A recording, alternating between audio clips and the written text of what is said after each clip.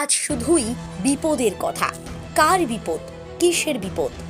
হিন্দুরা বিপদে আছে। সংখ্যালঘু আক্রমণ বাড়ছে বাংলাদেশে। এদেশেও নাকি হিন্দুরা বিপদে পড়তে পারে। এ কথা কারা বলছে?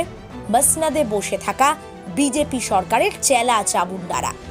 এবার তার প্রতিবাদ নিজের লেখায় করে দেখালেন তৃণমূল নেতা।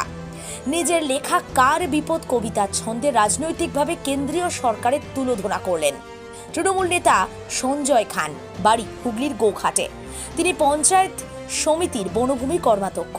কবিতার নাম রেখেছেন কার বিপদ। সেখানে কবিতার ছন্দেই প্রশ্ন তুলছেন, দেশ জানতে চায় সত্যি বিপদটা কার? স্বাধীনতার এতগুলো বছর পর কিসের হাহাকার? দেশে কত সরকার এলো গেল, কোনোদিন তো কোনো ধর্মের মানুষের বিপদ হলো না। ৩০০ বছর মুঘলরা শাসন করলো, তাও ভারতে হিন্দুরা বিপদে পড়ল না। যদি সেই সময় তারা দাপট দেখাতই, তাহলে আজ ভারতে 70-30 ইকুয়েশনে মুসলিমরা সংখ্যালঘু হতো না।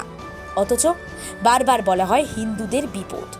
হিন্দু, মুসলিম, শিখ, খ্রিস্টান, আসলে সব কিছুর ঊর্ধ্বে মানুষ। আমরা সকলেই 100% ভারতবাসী। ঠিক এই বার্তাই তিনি তার কবিতায় তুলে ধরলেন। সম্প্রীতির এক বিশেষ ইঙ্গিত ধরা পড়ল, সঙ্গে খোঁচা দিলেন কেন্দ্রের বিজেপি সরকারকে। দেখতে থাকুন নিউজ বাংলাদেশা। নমস্কার, আদাব। কার বিপদ?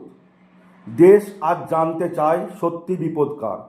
স্বাধীনতার এতগুলো বছর পর কিসের হাহাকার? দেশে কত সরকার এলো আবার গেল, কোনো দিন কোনো ধর্মের মানুষের বিপদ হলো না।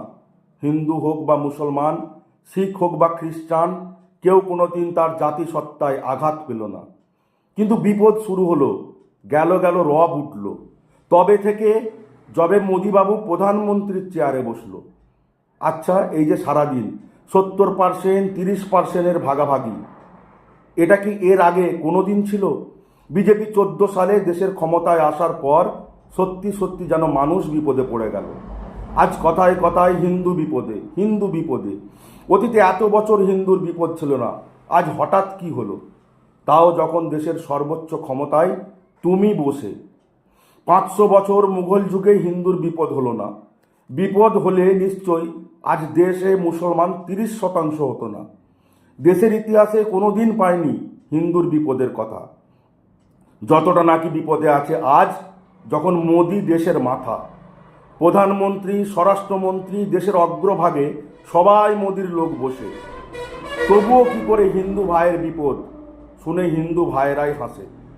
এই বাংলায় সারাদিন যখন শুভেন্দু মুসলমানদের দেয় গালাগালি, কোনো দোষ হয় না, নেই কোনো খারাপ লাগা, বরং পায় হাততালি। আড়াআড়ি ভাগ করার মরিয়া চেষ্টা চলছে ওইসব নোংরা নেতার দ্বারা। 70%, 30%, এটা কি আমাদের পরিচয় হতে পারে? এটা নীচ ভাবধারা। দেশের 100% আমরা সবাই ভারতবাসী। এই দেশ আমাদের সবার। কিসের হিন্দু, কিসের মুসলমান? এই দেশে আমাদের সমান অধিকার। মনে রেখো বিজেপির হায়নার দল, এই বিপদ তোমাদের বানানো। এই বিপদে ধ্বংস হবে তোমরা আর তোমাদের নোংরা রাজনীতি। হিন্দু হোক বা মুসলমান, শিখ, বৌদ্ধ, জৈন, খ্রিস্টান, আমরা দেশবাসী। আমরা ভালো ছিলাম, ভালো আছি, নেই কোনো ভীতি। আরামবাগ মতিলাল টেলিশপ ও স্যামসাং সার্ভিস সেন্টার, অনলাইন বা যে কোনো দোকানের থেকে সস্তা। আপনাদের সকলের প্রিয় মতিলাল মোবাইল, তাই আজই আসুন। পুরানো মোবাইল সারানোর চেয়ে বেশি দামে এক্সচেঞ্জ, 0% ইন্টারেস্টে, 0 ডাউন পেমেন্ট, 0 কস্টে মোবাইল ফাইন্যান্সের সুবিধা। আমাদের ঠিকানা পুরাতন বাজার, আরামবাগ হেডপোস্ট অফিসের বিপরীতে, আরামবাগ, হুগলি। আমাদের যোগাযোগ নাম্বার 7001304430।